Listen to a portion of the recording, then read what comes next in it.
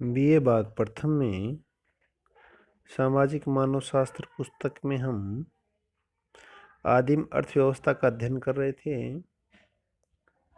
आज हम आदिम अर्थव्यवस्था में उपहार, अतिथि सत्कार, व्यापार एवं विनिमय की प्रथाओं का अध्ययन करेंगे। देखिए, जनजातियों में उपहार, विनिमय एवं व्यापार के द्वारा वस्तुओं का आदान प्रदान होता है। उपहारों का उद्देश्य उत्पादन के वितरण द्वारा व्यक्तिगत एवं सामूहिक संबंधों को स्थायित्व प्रदान करता है। अंडमानियों से लेकर विकसित समाजों तक हमें उपहार देने की प्रथा देखने को मिलती है। उपहार आर्थिक व सामाजिक दोनों दृष्टियों से महत्वपूर्ण है। उपहार से आर्थिक दृष्टि से कीमती एवं उपयोगी वस्तुएं तथा प्रतिष्ठा की दृष्टि से महत्वपूर्ण वस्तुएं दी जाती हैं, लेकिन व्यावहारिक और आर्थिक दृष्टि से मूल्यहीन और निरुपयोगी वस्तुएं तक भी दी जाती हैं। जन्म, विवाह, मृत्यु एवं बड़े दिन आदि अवसरों पर उपहार देने का विशेष प्रचलन देखने को मिलता है। कभी कभी उपहार देना अनिवार्य भी होता है तो कभी वैकल्पिक भी। उपहार देना अधिकारों व कर्तव्यों का द्योतक है। कब किस अवसर पर कौन उपहार प्रदान करेगा और किसका अधिकार होगा और किस पक्ष का कर्तव्य होगा कि वह उपहार दे, यह सब निश्चित होता है। इसमें समूह के संबंधों में दृढ़ता आती है और उपहार न देने पर सामूहिक संबंधों को टूटने का खतरा पैदा हो जाता है। जनजातीय समाजों में उपहार में मोल भाव नहीं होता। जो कुछ दिया जाता है उसे विनम्रता पूर्वक स्वीकार कर लिया जाता है। उपहार में कभी आशा से कम होने पर मन में नाराजगी भी पैदा हो सकती है। फिर भी यह तय कर लिया जाता है कि उसके बदले में क्या देना है। ऐसा करते समय उपहार में आई वस्तु और उसके बदले में दी जाने वाली वस्तु की कीमत को आंका नहीं जाता। उपहार प्राप्त करते ही बदले में उपहार उसी समय नहीं दिया जाता, बल्कि उसमें देरी भी हो सकती है। उपहार अधिकांशतः मित्रों और रिश्तेदारों के बीच दिए जाते हैं और ऐसा विवाह, जन्म, मृत्यु और त्योहार पर ही होता है। सदा ऐसा नहीं होता है। इसका उद्देश्य आर्थिक वस्तुएं प्राप्त करना ही नहीं, बल्कि सामाजिक संबंधों को प्रगाढ़ बनाना भी है। उपहार की वस्तुएं दैनिक प्रयोग की वस्तुओं से भिन्न होती हैं, क्योंकि पाने वाला उन चीजों को खरीदने में असमर्थ होता है या उन्हें खरीदना फिजूल खर्ची मानता है। छोटे समाजों में औपचारिक उपहार में कीमती वस्तुएं दी जाती हैं, तो कभी कभी उनकी उपयोगिता केवल यही होती है कि उन्हें पुनः उपहार के बदले में किसी को दे दिया जाता है। अब जो महत्वपूर्ण बात है वो ये है कि पिंडीगठन उपहार में पारस्परिकता का सिद्धांत देखता है। जो पिंडीगठन विद्वान है, समाजशास्त्री हैं, वो उपहार में पारस्परिकता का सिद्धांत, जिसमें सेवा की वस्तुएं पाने वाले का यह दायित्व हो जाता है कि वह देने वाले को लगभग उतनी ही सेवा या वस्तुएं पुनः लौटाए। जिसे हम अपने मित्र के पुत्र जन्म पर कोई भेंट दें तो उन्हें उसका भी दायित्व है कि वह उसे समय आने पर वह भी वापस लौटाए। उपहार देने व लेने वालों को घनिष्ठता और कर्तव्य बोध पैदा होता है। आदिम समाजों में विवाह के अवसर पर दी जाने वाली भेंट से अनेक अधिकार और कर्तव्य पनपते हैं। देखिए, आदिम लोगों में लोबाला भी एक ऐसी प्रथा है, बहुत इंपॉर्टेंट प्रथा। लोबोलो एक ऐसी प्रथा जिसमें वर पक्ष की ओर से वधु पक्ष को भेड़, कंबल और पशु आदि दिए जाते हैं। लोबोला जुटाने में एक परिवार यदि अक्षम होता है तो उसके अन्य रिश्तेदार भी सहायता प्रदान करते हैं।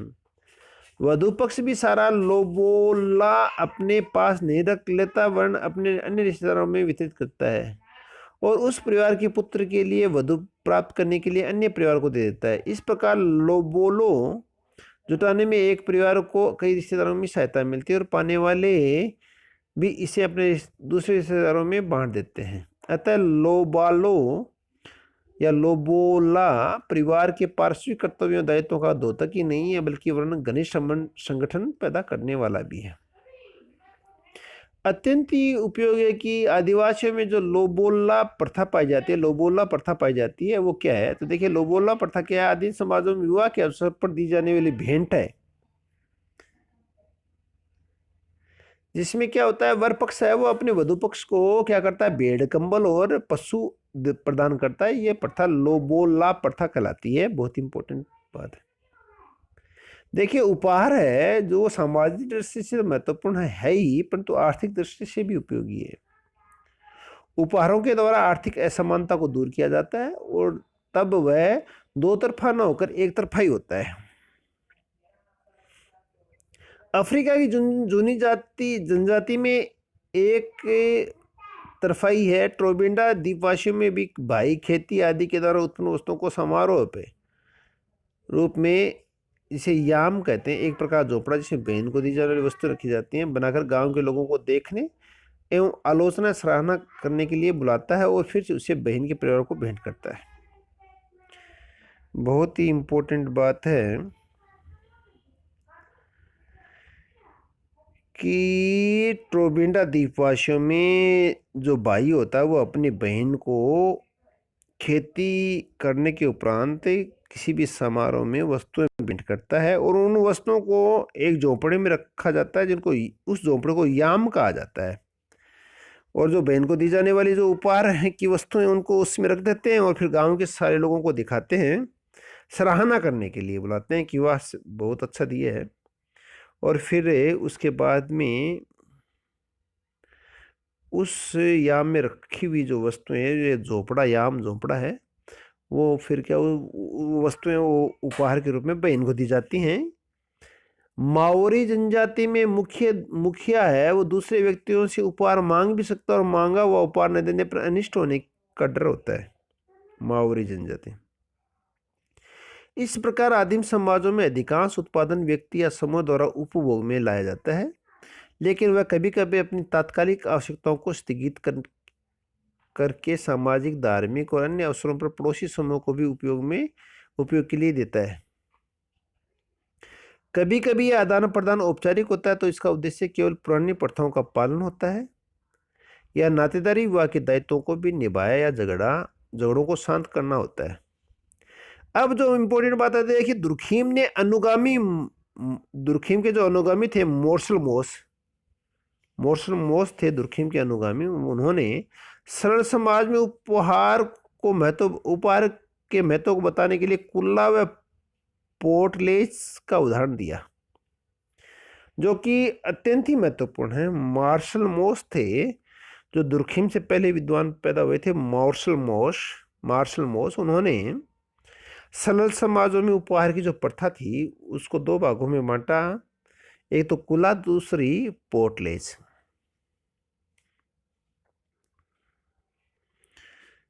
तो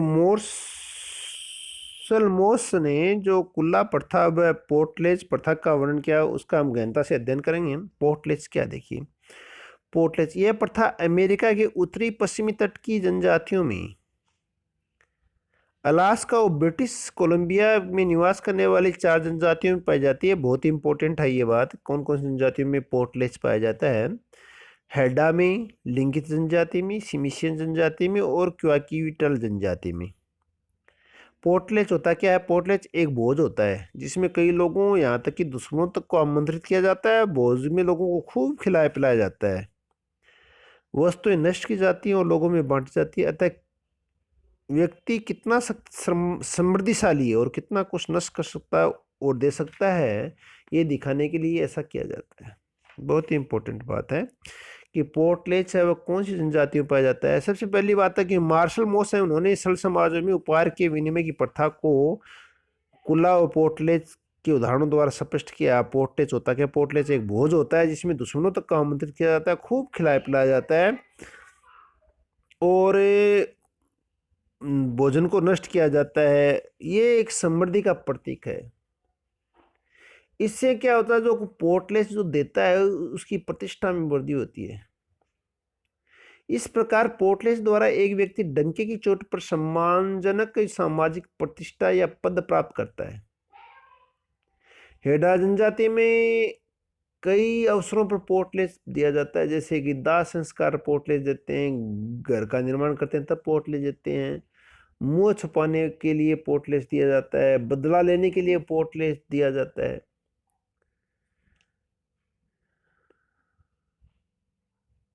सिमिशियन जनजाति में भी समूह के मुखिया की मृत्यु के बाद उसका पुत्र या भतीजा मुखिया के पद और नाम को ग्रहण करने के लिए पोर्टलेस देता है। अब पोर्टलेस में महत्वपूर्ण बातें यही हैं कि पोर्टलेस कौन सी जनजातियों में पाया जाता है। हेडा, सिमिशियन, लिंगित और क्वाकीटल जनजातियों में पाया जाता है। पोर्टलेस एक भोज होता है जिसमें सामाजिक प्रतिष्ठा दिखाने के लिए भोजन दिया जाता है। कई प्रकार के पोर्टलेस बताए हमने, दाह संस्कार पोर्टलेस, गृह निर्माण, घर हम भी ऐसा करते हैं, हिंदू समाज भी ऐसा करता है कि जब किसी व्यक्ति की मृत्यु हो जाती है तब उसका वो 12वां करता है, खर्च करता है। उसके बाद में हम आज का गृह प्रवेश के लिए भोजन देते हैं लोगों को बुलाकर, दिखावे के लिए, बदला लेने के लिए पोर्टलेस पाया जाता है।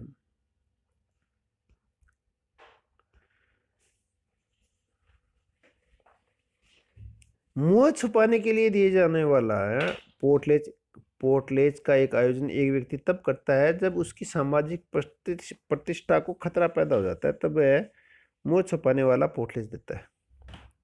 उदाहरण के लिए यदि उसने किसी के लिए अपशब्द काम में लिए हो, तो वह किसी को परेशान किया हो, तो वह क्या करता है, अपनी नज़रों से गिर जाता है और उसे अपनी नज़रों से उठाने के लिए अपने आप को वह पोर्टलेस देता है। क्वाकीटल इंडियन में भी हेडा जनजाति की तरह इस प्रकार पोर्टलेस दिया जाता है। सामाजिक प्रतिष्ठा को हानि पहुंचती है तब पोर्टलेस दिया जाता है।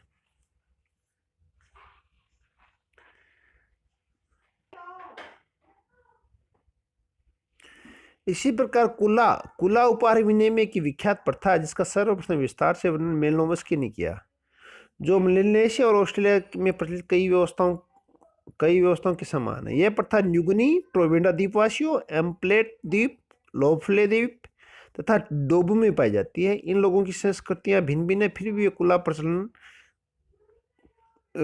वे कुल्ला के प्रचलन में सहयोग देते हैं। कुल्ला आर्थिक प्रकार्य नहीं बल्कि समारोहात्मक दृष्टि से भी महत्वपूर्ण है। कुल्ला के साथ आर्थिक, सामाजिक, राजनीतिक, सांस्कृतिक, जादुई, धार्मिक मूल्य, यात्राएं भी जुड़े हुए हैं। अतः यह इन सभी का संकुल है। कुल्ला प्रथा में प्रत्येक सक्षम व्यक्ति संघ के आभूषणों द्वारा दूसरे लोगों के विनिमय का सांझा स्थापित करता है। ये आभूषण दो प्रकार के होते हैं, लाल संघ का हार जिसे सोलवा कहा जाता है और श्वेत संघ का हार जिसे मवाली कहते हैं।